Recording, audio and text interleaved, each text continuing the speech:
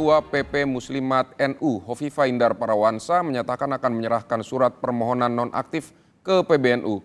Permohonan nonaktif disampaikan Hovifah karena ia akan menjadi juru kampanye nasional tim kampanye nasional Prabowo Gibran.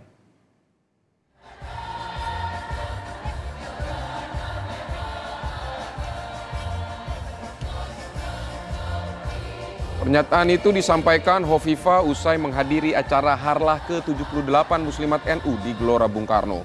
Hovifah menyebut permohonan nonaktif disampaikan karena ia akan menjadi juru kampanye nasional tim kampanye nasional Prabowo Gibran.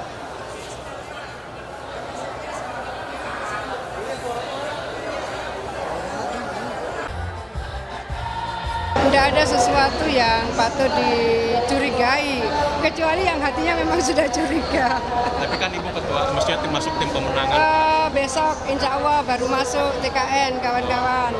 Jadi saya menyampaikan nanti malam saya akan menyampaikan surat kepada PBNU untuk nonaktif karena saya juga salah satu ketua PBNU. Jadi insya Allah mulai besok saya nonaktif.